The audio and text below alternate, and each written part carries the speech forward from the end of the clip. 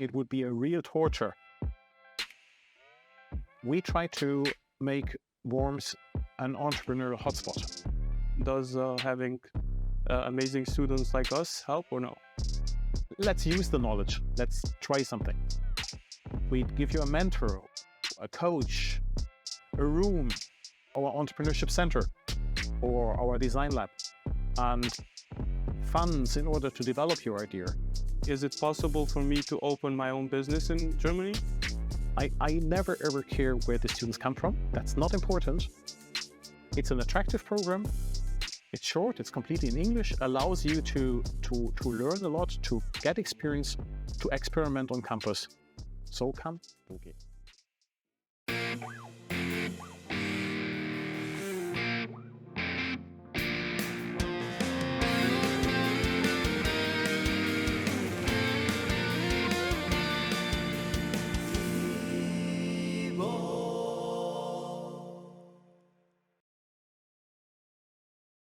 Hello, good afternoon, everyone. Welcome to the IBA podcast series. Today, we're going to be talking about a very interesting topic, and today we have a great entrepreneurial genius with us in the studio. But before I go on, my name is Michael, and I'm going to introduce you to my co-anchor for the podcast today. Is Çlirim. Let's go ahead. So today we have a very special guest. He is the professor, program coordinator, the Entrepreneurship Environment Facilitators here in Worms. He is the unstoppable Mr. Graef. Welcome. Welcome, Mr. Graef. Thank you so much. Thank you for having me. Yeah. You're welcome. Yeah. So we discussed and we also said that you have a lot of responsibilities here in the university. How do you manage to do all these things in the same time? Does having amazing students like us help or no? It helps significantly, because if you would not be amazing, it would be a real torture. But the thing that I like very much is all our students in our master degree, entrepreneurship, bring in a lot of entrepreneurial spirit, and that makes it easy to discuss things. And whenever things are getting easy, they are also fun. And fun is usually easy to handle. Yeah. So basically, I want to just begin with this question. Being an entrepreneur is one of the most challenging things I could think about. So tell us, what is your experience? What has been your major experience working with entrepreneurs in the university and building entrepreneurs over the years? Oh, manifold. Some of our students have just a wish to become entrepreneurial, or they have entrepreneurial parents, or they come from a family business. Others come here and have already a business idea or experience. Some of them are very close to getting an idea started. Some of them are quite far away. So I need to take them by the hand. And we do this both in the lectures, but also outside the lectures in the form, for example, of our entrepreneurship center or our design lab. And we help them to get their ideas into a stage where they then finally can apply for funds or can develop a prototype and progress. So that is basically what we can do here on campus and what we do on campus. So can you explain more about the facilities here in Worms, in the Hochschule, and outside of it that help these entrepreneurs? We try to make Worms an entrepreneurial hotspot. Of course, in comparison to Berlin, this is a small hotspot, but it is a hotspot. It has everything that we need. It starts with the facilities on campus. We have an entrepreneurship center that accompanies you from the beginning to a quite advanced stage of your development. We have a design lab where you can develop prototypes. We have even an area where you can use a CNC grinder or a 3D printer or things like that for developing a prototype. And then at some stage, you might be ready for developing your idea further. Then we offer you shelter in the form of, for example, an Exist grant by the federal state, and we'd give you a mentor, a coach, a room, funds in order to develop your idea. But that's not enough. It's not enough to have just an entrepreneurial university. We also need an entrepreneurial city. So this is why we, outside the university, have recently opened an incubator called the Digital Hub. We have a lot of IT students on campus. We have a lot of students here that would have digital ideas. So we call it the Digital Hub. And that hosts you during the first 3, 4, 5 years of your early growth stage in order to provide you with something that is not expensive, but has the entrepreneurial spirit, infrastructure, other startup teams, so that you can also exchange, learn from each other. And last but not least, a network would not work without bringing in all the important players. So capital, consultants, HR, tax advisors, intellectual property consultants. We all try to bring them in a network.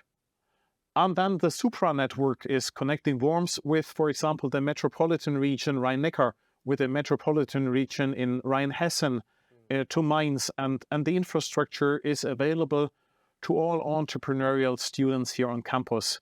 So they can plan their entrepreneurial career and track record from zero to getting it done. Okay. I'm still a bit concerned about this entrepreneur development center you talked about. I know here in Germany, it's more like an entrepreneurial developing country, I would say, compared to some other countries where we have like the Y Combinator in the US and so many universities. So my question is, how successful has this entrepreneurial development center been over time in helping to raise entrepreneurs in this region and helping them to be successful? Do you have some entrepreneurs that have become successful, that have created their own business? Tell us a little bit about that. We have quite a number of them.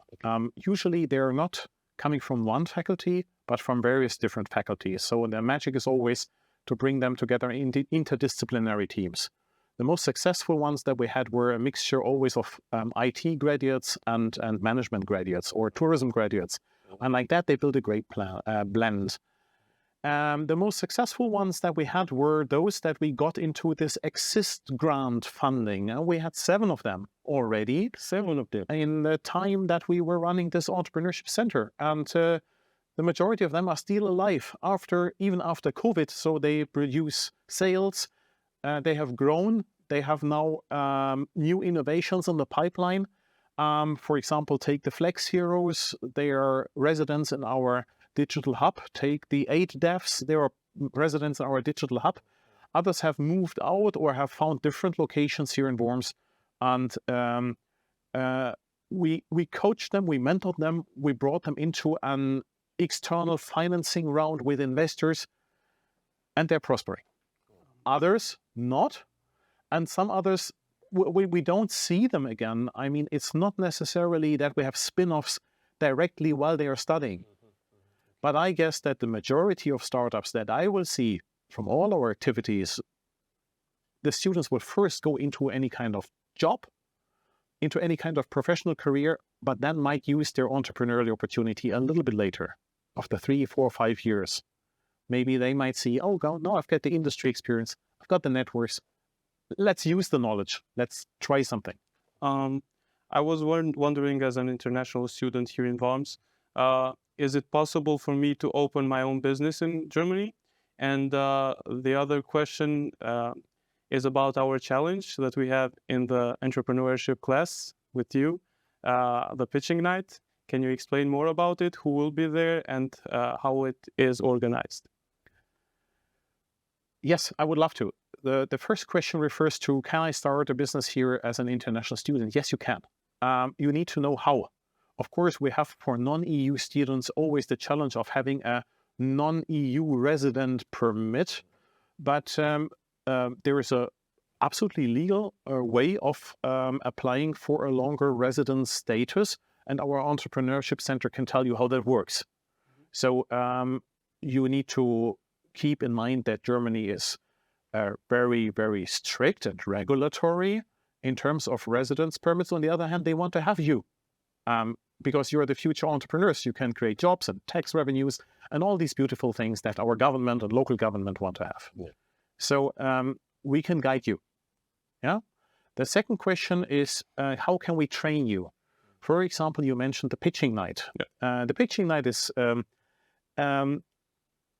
we simply like Dragon's Den or Shark Tank, or for the Germans, Höhle der Löwen.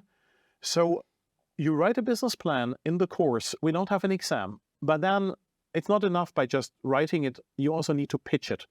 You need to stand at least once in front of investors and feel how that is, how hard it is, how sweaty your hands will be, how difficult it is to memorize the right things to say to an investor who's only interested in the return opportunity. Yeah, the returns, yeah. And that kind of aspects you are learning. I provide you with a pitch training so that you know how you need to orchestrate your answers. And then it's all in your hands to practice this. And I can promise you, the next time you're doing this in front of investors, you can harvest from this experience. That's the idea. Okay. All right. Back to, there was something you said just a moment ago about some entrepreneurs or some students in the university who would like to go into the industry to get a job and get some working experience.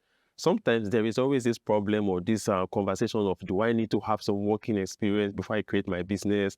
Some people say, no, go ahead and create your own business. You can fail at it, try it, build it, or if it doesn't work, try again. But if you say you want to go to the industry to get some working experience, you may never be able to do that. So tell us about this. What do you advise entrepreneur students in the university? Do you advise us to go head on into our business to create it, or to go into the industry and work for some time, and after you get some industry experience, you come back and start your business? What do you think? Both. And there's no better time to try out something now than now during your studies, because you can test it, you can try it. If you fail, people will book it as an entrepreneurial experience. That will be a plus also in your CVs, right? Even if your startup might fail, this is not a malus anymore, a negative thing, but it's a positive experience. People are looking for, companies are looking for employees with entrepreneurial attitude, right? So, start it. What I said is not that you should first go in industry.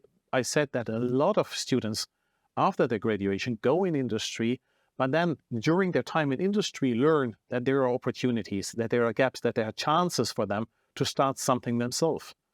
So you could, for example, starting the consulting company, and 5 years later you realize you have your customer base, you have your experience, you have your customer network, and then do exactly the same yourself. This is what I mean.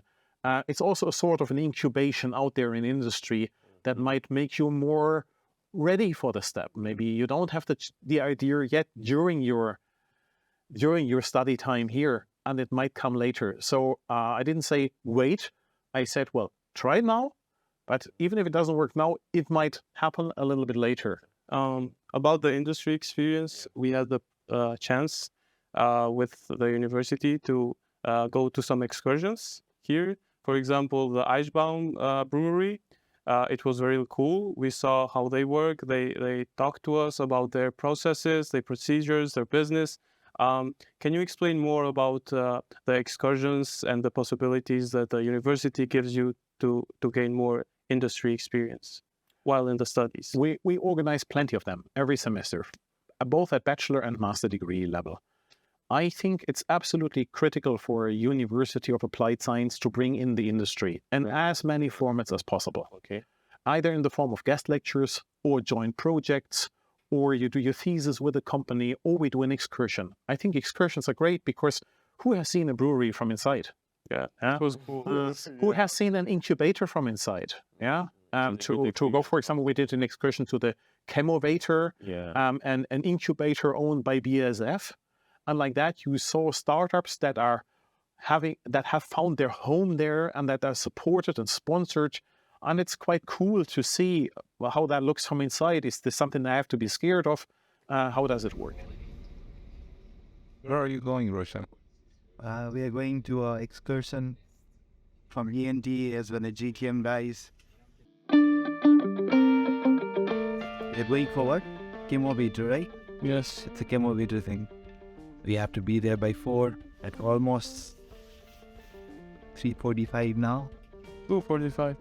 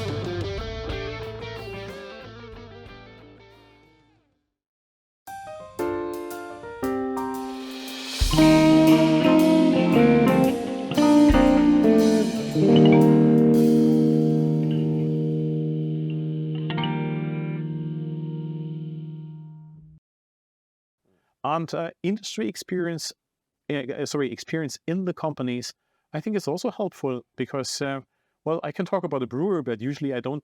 I just know something about the advertising or the beer brand. But to see how that works, how complex it is at the end, how much capital is bound to get this explained by, for example, the head of marketing, that's super fascinating, and that is something that we need to have in as all the guest lectures from industry, that you learn as much as possible from various different industries, because you also need to decide at some stage, where do I want to start after my graduation? And you need to know at least about the local champions and the regional champions here in this area. Yeah, that's what you need to know. I would also want to ask some question about the political environment and the economic environment of Germany. Many of us are like migrant entrepreneurs. We want to start creating our own business. What are some opportunities that are there for migrant entrepreneurs in Germany to, like, as a boost to start up their business, how they can get funding? What are some like opportunities that are around there for new entrepreneurs in this in Germany?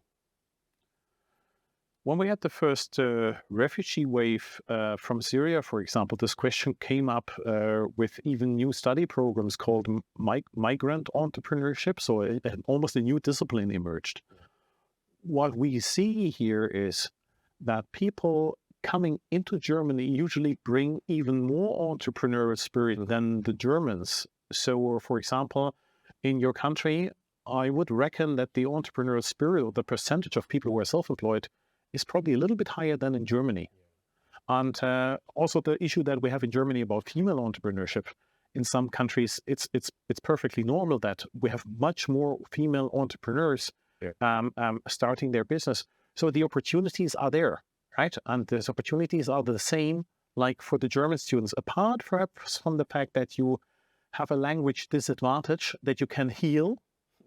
Yeah, that you can heal and that you can probably also heal by teaming up with fellow co-founders, and then the sky is the limit, right? So the opportunities are there, and the government will not stop you from doing so. Just the opposite is the case. Yeah. You need to talk to the right people, though. Helpers, enablers, professors, startup centers, incubators, facilitators, coaches, mentors. And this is what we need to provide you with. My belief is that entrepreneurs are kind of different from other people. Their motivation, their passion is a little different. What do you think would be necessary for people that want to come here and study entrepreneurship? What would their background be? Who are the people that you are looking for? Or is it a broader audience? They even have to do a sort of a motivational letter during their application. And I'm looking at that very carefully because I want to see what is their motivation. Is this just an application that has been sent to 500 different universities in Germany in the hope of getting a free place? Or is this something where I recognize, okay, there is a family background, there's an entrepreneurial attention, looking for this experience? This sort of openness would be key. Plus, of course, the readiness to try out new formats. I never ever care where the students come from. That's not important. Yeah, they could be German, they could be American, they could be South American, they could be African. That is not important. Their entrepreneurial spirit is important, and whether they're interested in that topic. And that is what we try to do our selection according to. And in most of the cases, it works quite well. So I would like to ask you, what are some of your experiences of being in entrepreneurship? Some your good experiences, bad experiences, so good experiences. Can you tell us about them a little? Well, the good experience is that our university supports all kinds of entrepreneurship activities. So we successfully applied for funds, and our president raised the funds. We applied for funds for the digital for the design lab. Our president raised the funds. You need support from our transfer department. They help you, right? So a lot of people here in this university believe in this entrepreneurial university idea, and that is a very good thing. The second thing that I like is when I see startups that are successful, I know that my course, for example, in my module in entrepreneurship is considered quite hard. You don't have to write an exam, but you have to write a full business plan. That's tough, right? But people who go through this are doing this because they want to do something. And when I see a good pitch in the end, then this is a good reward. I like this. A bad thing that I see is, of course, that we are not yet as open and still a little bit more bureaucratic when it comes to getting the startups done. Germany does not rank as the #1 nation for getting business started. We are ranking a little bit lower. We are bureaucratic and complex. But this will also change. The infrastructure is actually not bad for getting started. Negative experience when I see that some of our startups don't survive. That is not so nice because it's not our fault necessarily. We try to coach them, we try to mentor them, but sometimes also the odds are against them. So that can happen as well. Well, this is then even more motivation to make it better the next time around. So in the end, what is your message to students that want to come and study here? Well, come.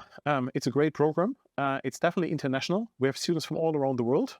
You can't have a more challenging, interesting experience to start in a team with people from Iran and people from Kosovo and people from Nigeria and Ghana and Germany and bring them all together. They all bring their own experience. They bring culture. They bring some different educational background. They bring work experience. Some of them are quite advanced, so the mix is the interesting thing. You can learn both the startup side and the corporate entrepreneurship side in our study program, in our master degree in entrepreneurship. So both of that, at the end of the day, will enable you to do a great career, either self-employed or in a company where you would support the innovative, the entrepreneurial spirit with your next career steps. And our modules are designed to make you fit from both angles. So it's an attractive program. It's short, it's completely in English, allows you to learn a lot, to get experience, to experiment on campus. So come. Okay. And just before we go, just the last question I would like to ask. You said something just now. I would like you to elaborate on this. What is some of the reasons why some entrepreneurs fail at the beginning of creating their startup, and what are some words that you can have as an encouragement for them? You need to have some resilience. That is probably an important, because when you get started, you might have written your business plan and then you realize it's all not working out. Your sales plan is not accurate. You have difficulty to get access to funds. I mean, at the Chemovetro, for example, excursion, we met somebody who said they had done over 100 pitches. Yes. That is exhausting, right? So that needs resilience. It needs encouragement, and you need from time to time a shoulder to cry on, or perhaps somebody who has a couple of good words and helps you, right? And the good thing is more and more also professors here on campus are interested in that topic, whether it's from the logistics side, the tourism side, from others. So we always find colleagues to support. Also from the Faculty of Informatics, by the way, which I have to highlight in particular. So, for example, if we want to create a startup, for example, a tech startup, we can actually incorporate some people from the informatics department. You should. And they are open. Okay.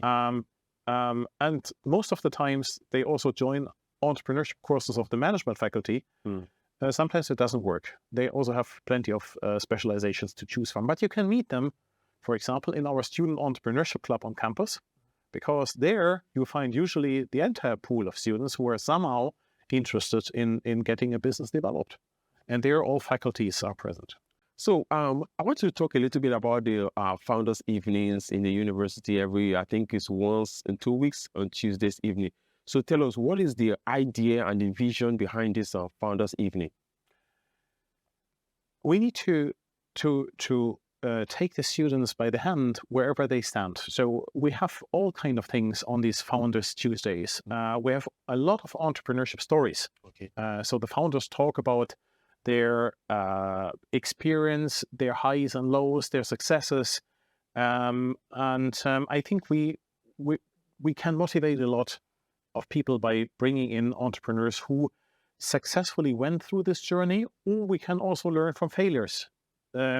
Sometimes we also include particular evenings on subjects like taxation, or where does venture capital come from, or how do I build up a perfect sales concept. We have female founders nights to encourage more female students to walk the path into an entrepreneurial career.